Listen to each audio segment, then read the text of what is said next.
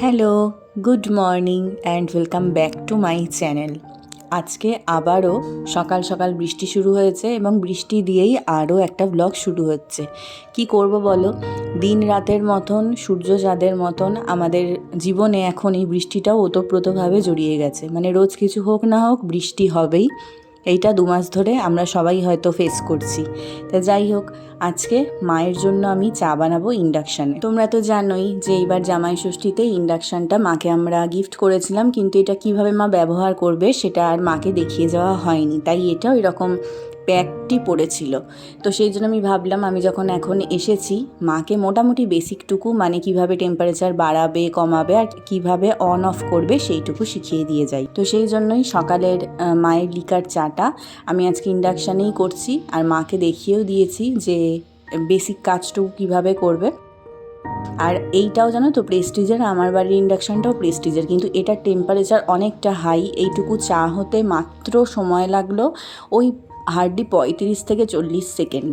আসলে আজকেই আমি বাড়ি চলে যাব, ও নিতে আসবে আমাকে বিকেলবেলাতেই। তো সেই জন্যই ভাবলাম যে আজকেই মাকে একটু দেখিয়ে দিয়ে যাই, যাতে জল গরম, চা করা, দুধ গরম এগুলো অন্তত একটু করতে পারে। তো মায়ের স্টিলের কড়াই মতন কিছু নেই, তো সেই জন্য আমি এখন ব্রেকফাস্টে চিড়ের পোলাও বানাচ্ছি, সেটা গ্যাসেই বানাচ্ছি। নয়তো যদি স্টিলের কিছু থাকতো তো রান্নাটা করেও আমি মাকে দেখিয়েই দিয়ে যেতাম। আচ্ছা, আমি অনেককেই দেখেছি ইন্ডাকশানে ননস্টিকের কুকওয়্যারে রান্না করতে। আছে সেটা কি করে হয় বলো তো? আমার বাড়ির যে মডেলটা আর মাকে যেটা দিয়েছে, এই দুটো ইন্ডাকশানে আমি দেখি যে স্টিল আর আয়রন ছাড়া কোনো কিছু দিয়ে হয় না, আর ম্যানুয়ালেও সেটাই লেখা রয়েছে। তো তোমরা আমাকে এই ব্যাপারটায় যদি কেউ জেনে থাকো অবশ্যই কিন্তু জানিও। কালকে আমি আর মা একটু সন্ধ্যের দিকে বাজারের দিকে গিয়েছিলাম, তো চিড়ে নিয়ে এসেছিলাম চিড়ের পোলাওয়ের জন্য। কিন্তু আমাদের এখানে কোথাও দেখি মোটা চিড়েটা পাওয়া যায় না, মানে যেটা দিয়ে পোহা হয়। তো দেখো কতটা পাতলা এই চিড়েগুলো।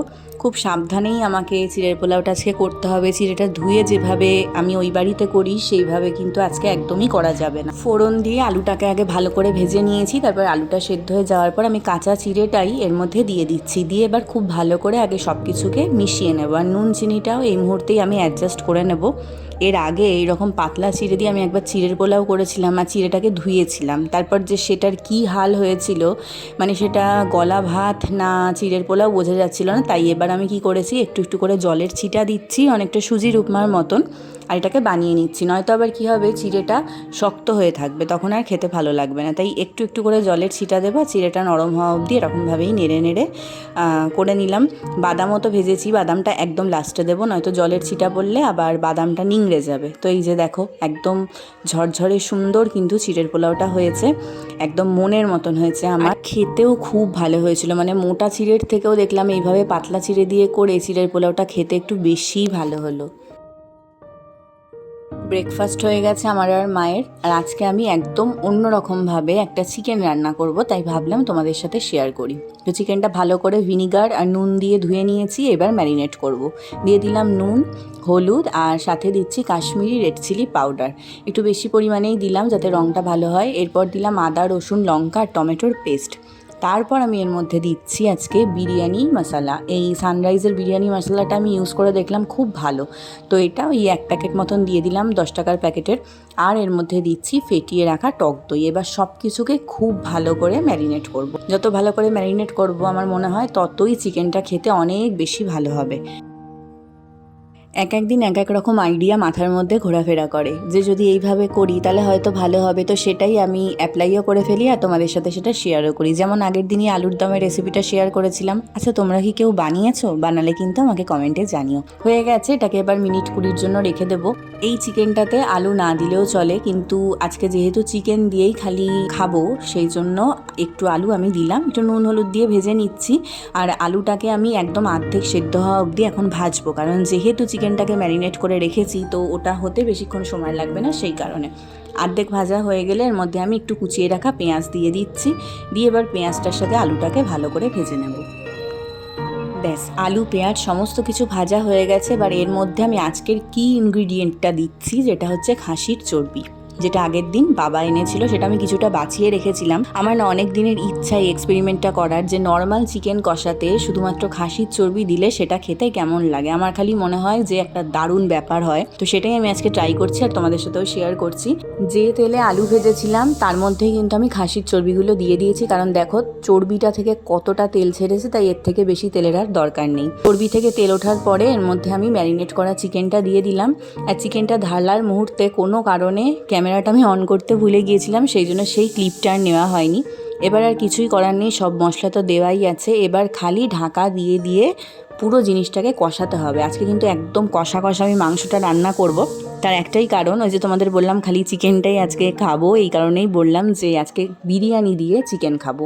তো বিরিয়ানির সাথে যায় এরকম কোনোভাবেই তো একটা চিকেনটা করতে হবে, তো সেই জন্য এইভাবে আজকে চিকেনটা বানাচ্ছি। দেখো কালারটা কি সুন্দর এসেছে, আর ভীষণ সুন্দর একটা গন্ধও বেরোচ্ছে। চিকেন রান্না করছি না মাটন রান্না করছি সেটা তো বোঝাই যাচ্ছে না, তার কারণ কিন্তু একটাই, খাসির চর্বি। তো একটু জল দিয়েছি আমি, কারণ আমার বাবা একটু ঝোল ঝোল ছাড়া খেতে পারে না, সেই কারণে এর মধ্যে আমি গরম মশলা দিয়ে দিলাম। এবার একটু ঝোল ঝোল অবশ্যই আমি বাবার জন্য আগে তুলে নেব। আর তাছাড়াও বাবা বিরিয়ানি তো খায় না, বাবা খাবে ভাত দিয়ে, তো সেই জন্য এই যে বাটিটা দেখছো এটা হচ্ছে আমার বাবার জন্য, যেটা প্রপার চিকেন কারি হয়েছে। বাবা তো দেখে বলছিল তোর বিয়ের সময় যেরকম মাংসটা দেখতে হয়েছিল আজকের মাংসটাও সেই রকমই হয়েছে। আর এইটা হচ্ছে একদম প্রপার কষা মাংস, যেটা আমাদের জন্য বিরিয়ানি দিয়ে খাওয়ার জন্য করেছি। তো বাবা এখানে এই যে কাছ থেকে এসে খেতেও বসে গেছে। আমি বলছি তুমি আগে চিকেনটা টেস্ট করে বলো যে কীরকম লাগছে। তো সে তো মুখে দিয়ে বললো খুব ভালো হয়েছে, একদম পারফেক্ট। বেজেছে এখন প্রায় 2টো। আমি এই স্নান করে আসলাম, আর আজকে তো বাড়ি চলে যাব। তো এই যে কদিন ছিলাম প্রায় 2 সপ্তাহ, তাতে দুটো জিনিস কমন ছিল। এক হচ্ছে বৃষ্টি, 2 হচ্ছে লোডশেডিং। আবারও এখানে প্রায় 3-4 বার করে কারেন্ট যাচ্ছে। এখনও দেখো এরকম কারেন্ট অফ। বাবার এই শার্টটাকে আমি একটুখানি আয়রন করব, সেটাও করতে পারছি না যেহেতু কারেন্ট আসছে না, সেই কারণে। মানে কি বলবো, গরমকালে প্রচুর কারেন্ট যায় জানি, কিন্তু এখন দেখছি বর্ষাকালেও কারেন্ট। দারুণ হয়েছে, দারুণ। সত্যি বলছো? একদম। দেখো আমি কি দিয়ে খাচ্ছি, আমি খাচ্ছি বিরিয়ানি দিয়ে। সিরিয়াসলি অপূর্ব হয়েছে জাস্ট চিকেনটা খেতে।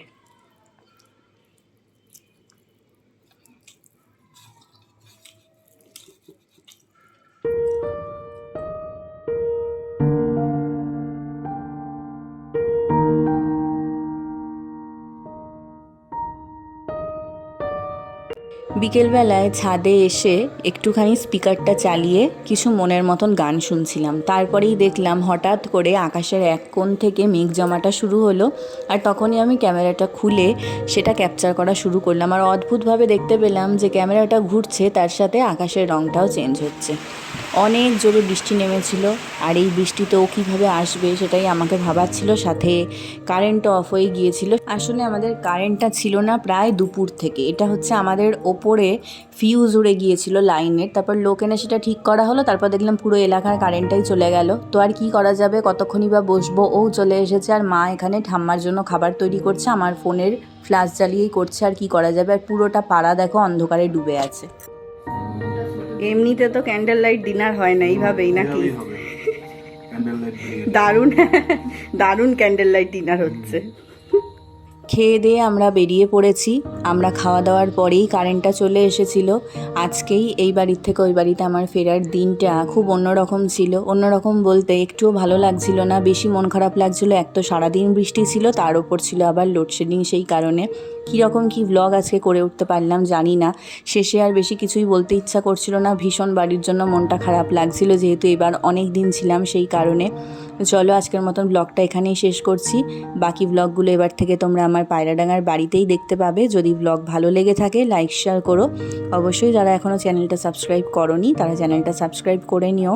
আবার অন্য ব্লগে দেখা হবে অনেকটা পজিটিভিটির সাথে। ততদিন পর্যন্ত সবাই ভালো থেকো, সুস্থ থেকো। আজকের মতন গুড নাইট অ্যান্ড টাটা।